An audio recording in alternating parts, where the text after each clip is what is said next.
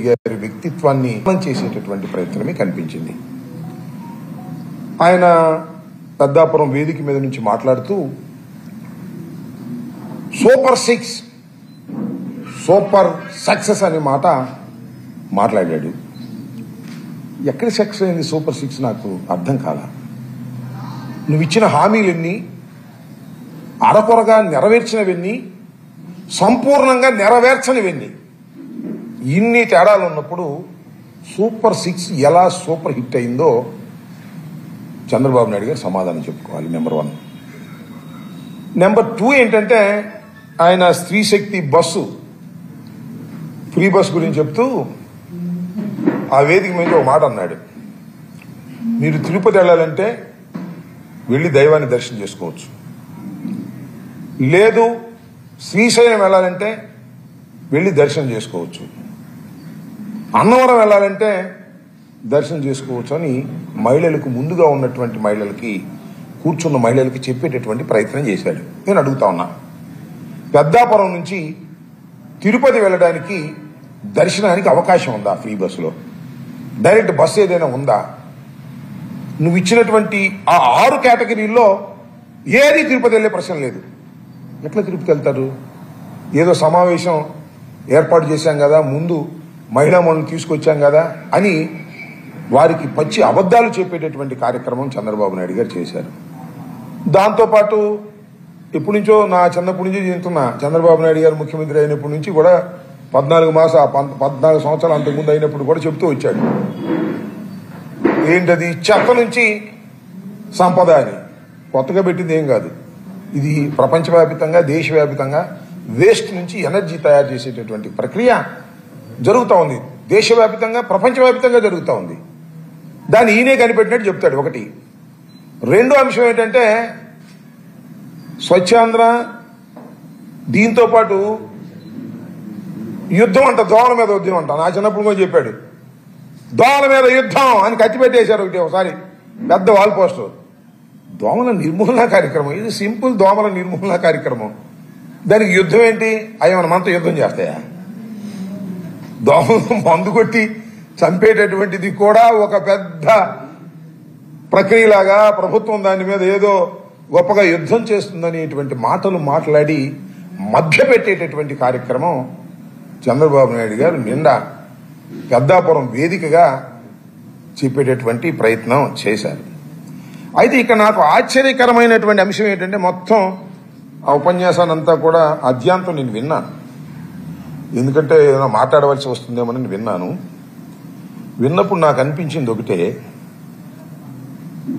చాలా confidence lose అయిపోయాడు పాపం చంద్రబాబు నాయుడు గారు. 14 మాసాలకే తిరిగి మళ్ళా జగన్మోహన్ రెడ్డి గారు వచ్చేస్తున్నారనేటువంటి భావన మొత్తం ఉపన్యాసంలో మీరు చూడండి. రాష్ట్రంలో ఉన్న ప్రజానీకం మరొకసారి పరిశీలించండి. జగన్మోహన్ రెడ్డి గారు వచ్చేస్తున్నాడు మళ్ళా అనేటువంటి ఒక భయం ఆయనలో చాలా స్పష్టంగా కనిపిస్తూ ఉంది. ఈ రాష్ట్రంలో అధికారంలోకి వచ్చినటువంటి ప్రభుత్వం ఏదైనా ఒక సమావేశం పెట్టినప్పుడు ఏం చెప్తారు? ఆ ప్రభుత్వం చేస్తున్నటువంటి ఘనకార్యాల గురించి, లేదా వారు అమలు చేస్తున్నటువంటి సంక్షేమ కార్యక్రమాల గురించి చెప్తారు. సహజంగా చెప్తారని ఎదురు చూస్తాం. నిన్న జరిగినటువంటి ఆ ఉపన్యాసంలో మోర్ దాన్ 50% జగన్మోహన్ రెడ్డి గారిని విమర్శించటమే, జగన్మోహన్ రెడ్డి గారి యొక్క వ్యక్తిత్వం మీద బురద జల్లటమే అయిపోయిన కథని చెప్తున్నాడు. ఎలక్షన్ ముందు కూడా చెప్పాడు, కోడి కత్తి అంటాడు, గులకరాయి అంటాడు, బాబాయ్ హత్య అంటాడు. బాబాయ్ హత్య సిబిఐ ఎంక్వైరీలో ఉంది కదా, నడుస్తూ ఉంది కదా, దాని గురించి చెప్తాడు. మొన్న మా గుంటూరులో టైర్ కింద పడిపోయిన ఆయన గురించి చెప్తాడు. దాని మీద స్టే కూడా ఇచ్చారు. ఈయనే కేసు పెట్టాడు జగన్మోహన్ రెడ్డి గారి మీద, దాని మీద స్టే కూడా ఇచ్చారు. ఎప్పుడో గులకరాయి దెబ్బతగిలిందని దాని గురించి చెప్తాడు. జరిగిపోయిన కథ అంతా వెళ్ళవేస్తా ఉన్నాడు. అంటే భయం, జగన్మోహన్ రెడ్డి గారి మీద బురద జల్లాలనే భయం. మేము 15 మాసాల క్రితం జరిగినటువంటి ఎన్నికల్లో ఘోరంగా ఓడిపోయాం. కేవలం 11 సీట్లే వచ్చాయి. మేమందరం ఎలా జరిగింది, మళ్ళీ ఎలా రివైవ్ కావాలి, మళ్ళీ ఈ రాష్ట్రంలో పార్టీని శరవేగంతో ఎలా ముందుకు తీసుకువెళ్లాలని ఆలోచన చేస్తూ ఉన్నాం. అప్పటి నుంచి చంద్రబాబు నాయుడు గారేమో ఆయన చెప్తున్నటువంటి విషయాలు ఏంటంటే మళ్ళా మమ్మల్ని రాకుండా ఎలా చేయాలి అనేటువంటి భావంలోకి వెళ్ళిపోయాడు. అంటే ఒక అభద్రతా భావంలోకి వెళ్ళిపోయాడు. మా కాన్ఫిడెన్స్ లెవెల్స్ పెరిగిపోయాయి. ఈ 15 మాసాల్లో చంద్రబాబు నాయుడు గారు మాట్లాడుతున్నటువంటి మాటలు కానీ, చంద్రబాబు నాయుడు గారు చేస్తున్నటువంటి చేష్టల వల్ల కానీ వైఎస్ఆర్ కాంగ్రెస్ పార్టీ మళ్ళా రివైవ్ అయిపోయింది, తిరిగి మళ్ళా అధికారంలోకి వస్తుంది అని మేము చెప్పటంలా. ఇంత పెద్ద పెద్ద మీటింగ్ పెట్టి ఆయనే చెబుతున్నాడు. ఆయన చెప్పే కార్యక్రమం చేస్తున్నాడు. చాలా చిత్రం ఏంటంటే మీ అందరికీ కూడా వివరిస్తా. వైఎస్ఆర్ కాంగ్రెస్ పార్టీ 2019లో అధికారంలోకి వచ్చింది.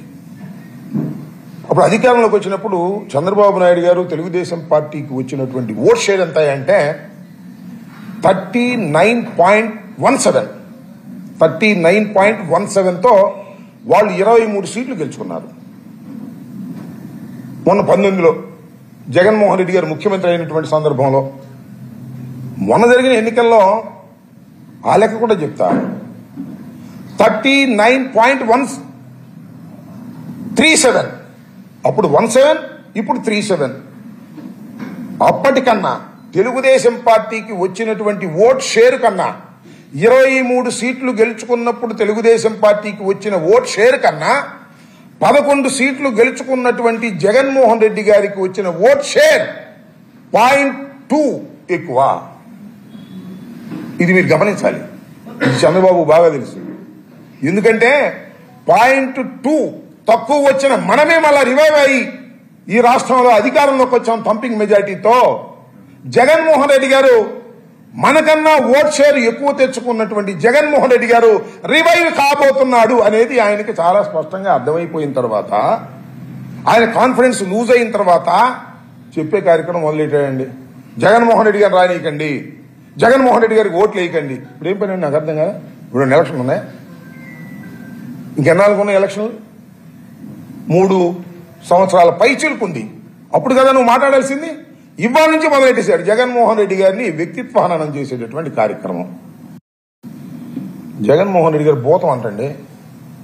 ఆయన చెబుతున్నాడు ఆ భూతాన్ని మేము రానియం అనేటువంటి మాట. సింగపూర్ వెళ్ళాడంట, దావోస్ వెళ్ళాడంట.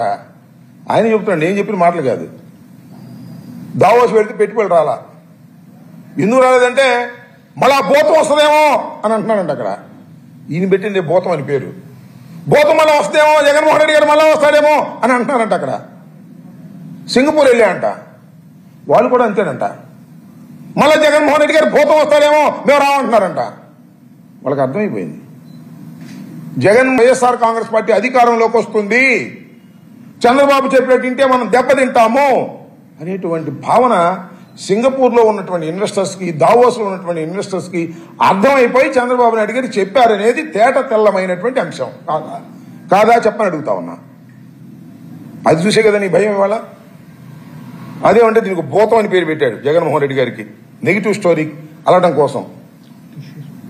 అదేమంటాడు భూతం, భూతాన్ని మళ్ళా రానివని చెప్పాం, భూతాన్ని తొక్కేస్తాం.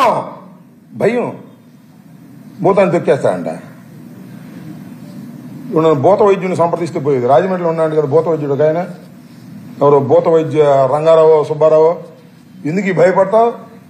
ఆ రాజమండ్రి వచ్చి అట్టాక పెద్దపురం దాకా వచ్చావు కదా, ఆ రాజమండ్రిలో ఆ భూత వైద్యుని సంప్రదించి, నీ వల్ల కాదులే, ఆ భూత వైద్యుని సంప్రదించి మంత్రాలు పేర్చుకొని నీకు ధైర్యం వస్తుంది. భయపడి చచ్చిపోతున్నాడు. మళ్ళా తిరిగి జగన్మోహన్ రెడ్డి గారు అధికారంలోకి వస్తాడేమో అనేటువంటి భయంతో కంగారు పడిపోతున్నాడు. ఇవాళ అదే కనిపించింది మొత్తం టోటల్ గా అనే విషయాన్ని మీకు మీ ద్వారా ప్రజలకు చెప్పాలనే ఉద్దేశంతోనే ఈరోజు ఈ సమావేశాన్ని ఏర్పాటు చేయడం జరిగిందని ఈ సందర్భంగా నేను చెప్పదలుచుకున్నాను. మళ్ళీ అంటాడు అరుంధతి సినిమా గురించి చెప్తున్నాడు. నెగిటివ్ స్టోరీలో అమ్మ డైలాగ్ చెప్పు అన్నాడు. ఒక ఆమె డైలాగ్ చెప్పింది. ఏం చెప్పి దాని నెగిటివ్ లో కూడా పాజిటివ్. ఏంటో డైలాగు? వదలబొమ్మాలి వదలబొమ్మాలి నిన్ను మళ్ళా వస్తా అని చెప్పింది ఆమె. జగన్మోహన్ రెడ్డి గారు భూతంగా చిత్రీకరించి ఆమె చెబుతుంది మళ్ళా వస్తా అని. అర్థమైపోయింది. ఆయన భూతం అని చెప్పినా ఆయన దృష్టిలో భూతమైనా మళ్ళా భూతం మళ్ళా వస్తుందంట. అంటే జగన్మోహన్ రెడ్డి మళ్ళా వస్తాడు అని ఆ డ్యాన్స్ మీద చెప్పేశాడు. ఇది ఉన్నటువంటి పరిస్థితి. అన్ని పచ్చి అబద్దాలు చెప్పేటటువంటి కార్యక్రమం చంద్రబాబు నాయుడు గారు చేస్తున్నారు. నిజంగా దురదృష్టం ఏంటంటే ఒక్కటి కూడా వాస్తవం చెప్పలేదు. నిరుద్యోగ వృత్తి గురించి మాట్లాడలేదు.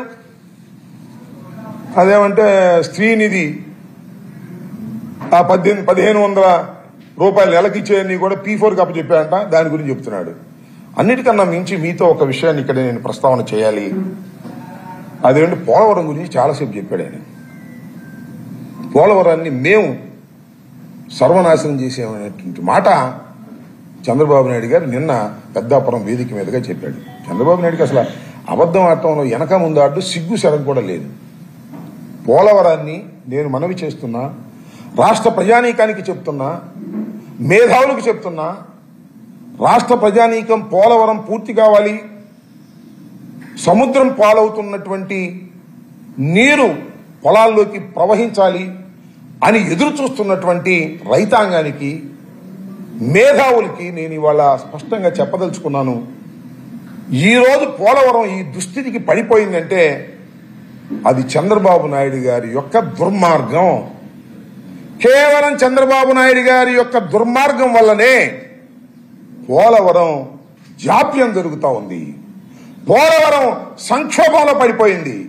పోలవరం అసలు పూర్తవుతుందా లేదా అనేటువంటి భావన ఇవాళ రాష్ట్ర ప్రజానీకానికి కలుగుతుంది.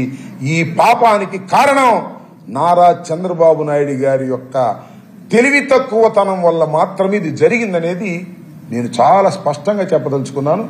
కాదు అని చెప్పే వాళ్ళకి నేను సవాలు విసురుతున్నాను. వారితో నేను చర్చించడానికి కూడా సిద్ధంగా ఉన్నాను. వివరంగా కూడా ఎక్స్ప్లెయిన్ చేస్తాను. చర్చకు సిద్ధమైన వారు రావచ్చు.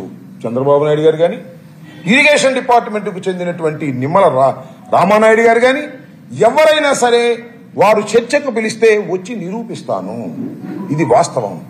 మొదటి విషయాన్ని ఏం చెప్తానంటే, ఇది కేంద్ర ప్రభుత్వం చేయవలసినటువంటి జాతీయ ప్రాజెక్టు. కేంద్ర ప్రభుత్వం చేయవలసినటువంటి జాతీయ తగుదనమ్మా నేను చేస్తానని ఎందుకు వచ్చిందో ఇంతవరకు చంద్రబాబు నాయుడు గారు సమాధానం చెప్పలేదు. కారణం ఒక్కటే, దీనిలో 55,000 కోట్ల రూపాయలు ఖర్చు అవుతుంది కాబట్టి దీనిలో 15,000 కోట్ల రూపాయలు 10 కోట్ల రూపాయలు కాజేయాలనేటువంటి దుర్బుద్ధితో కేంద్ర ప్రభుత్వం చేయవలసినటువంటి జాతీయ ప్రాజెక్టుని చంద్రబాబు నాయుడు గారు తీసుకొచ్చుకుని బిల్లులు చేసుకునే కార్యక్రమం చేశారు. మీరు గమనించవలసినటువంటి అంశం ఏమిటంటే, ఈ సందర్భంగా చెప్పదలుచుకున్నాను, దీన్ని డయాఫ్రమ్ వాల్ మా వల్ల పోయిందని చెప్తున్నాడు. మీరందరూ కూడా వినాలి. చంద్రబాబు నాయుడు గారు నిన్న చెప్తున్నాడు డయాఫ్రమ్ వాల్ జగన్మోహన్ రెడ్డి గారి వల్ల కొట్టుకుపోయింది అని. అందరికీ మనవి చేస్తున్నా, డయాఫ్రమ్ వాల్ వేయవలసింది పూర్తిగా నది డైవర్ట్ అయిన తర్వాత.